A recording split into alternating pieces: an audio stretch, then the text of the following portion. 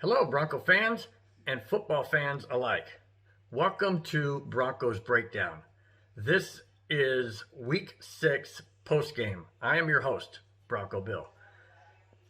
Well, the Broncos finally made it onto the field to play a meaningful game and not just practice after 17 days, a, um, a non-true bye, and they finally did get to face the New England Patriots and Cam Newton.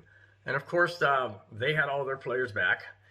Broncos did test positive for the running backs coach for the virus, but that didn't stop the game, of course. Anyway, so let me recap that particular Week 6 game, and it was a different type of game.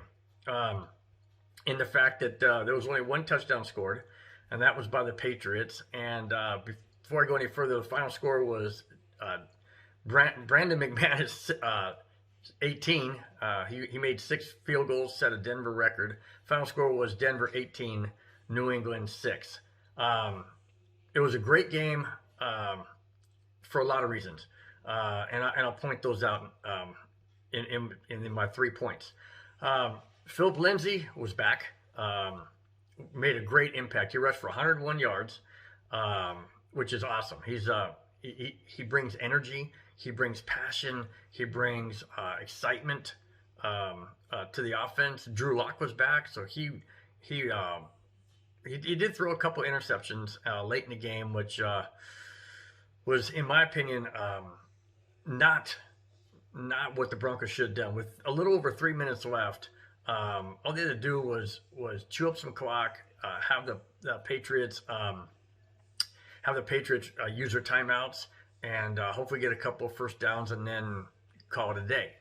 But he ends up throwing a pass deep down the side, and it was intercepted. And that was scary and nail-biting because that put the Patriots offense on the field, and it took the Bronco defense to win the game. And that brings me to my second point. Their defense was clutch.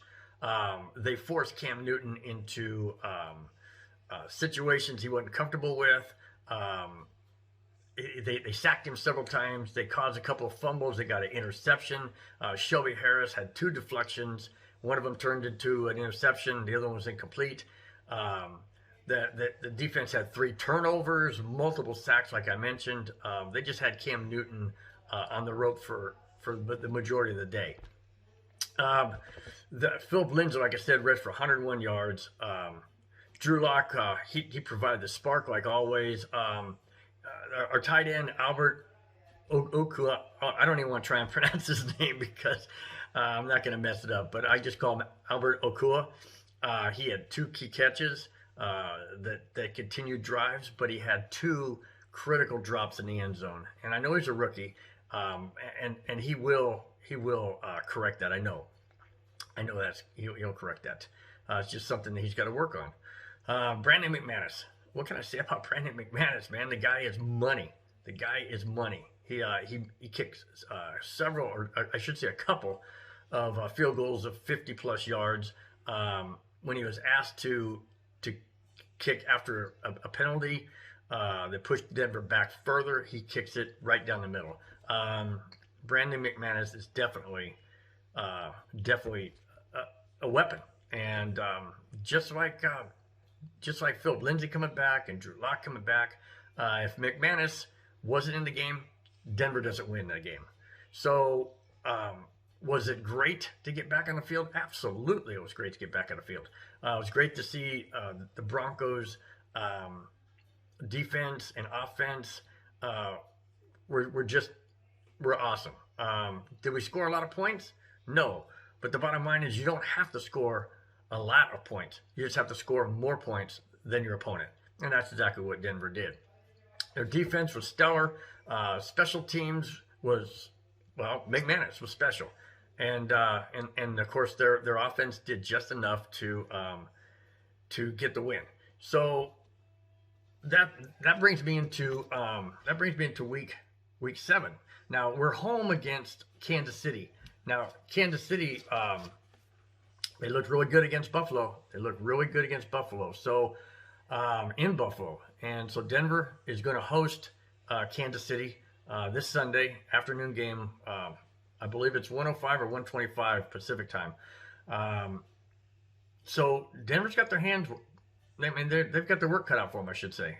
It's not going to be an easy game, but Kansas City is beatable. And if Denver plays like they did against New England and brings the pressure and confuses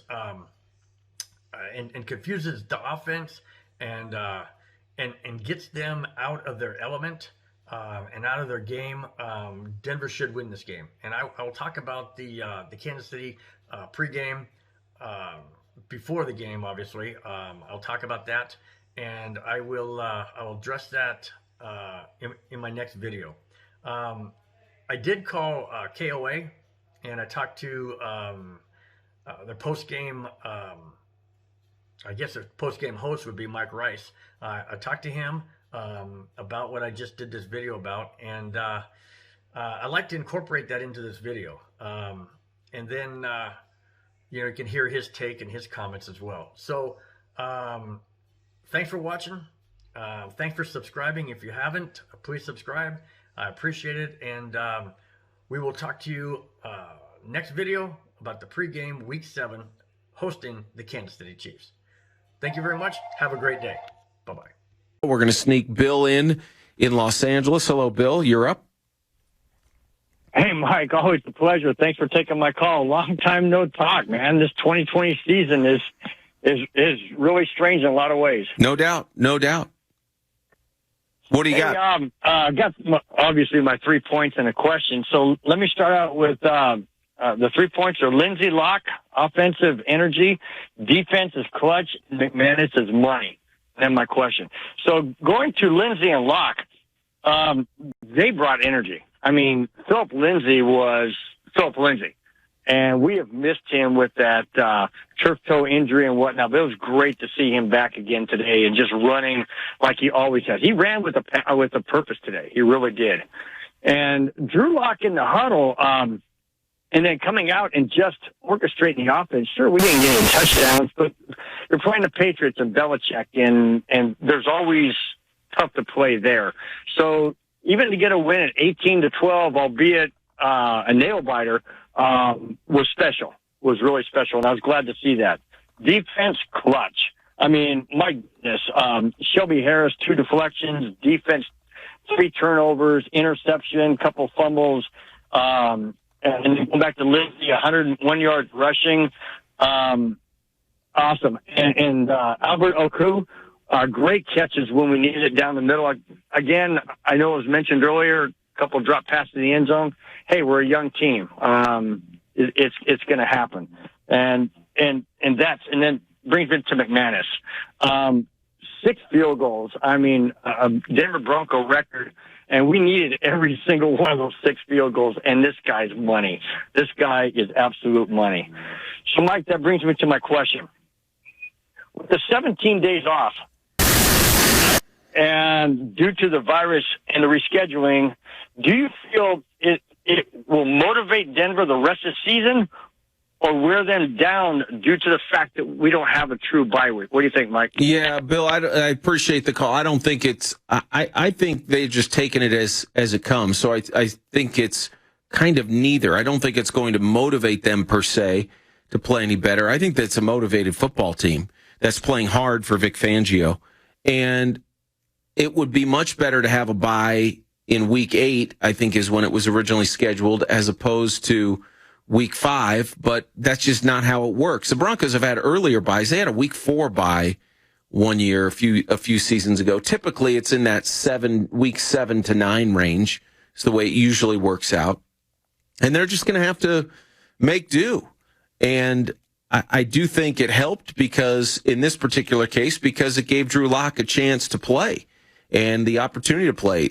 By all accounts, he was not going to start against the Patriots had this game been played last Sunday. And so the extra week gave Drew Lock the extra time to be ready, to be healthy enough, and to go and I think be effective at times. And I do think he'll learn from the mistakes. Bill, thank you.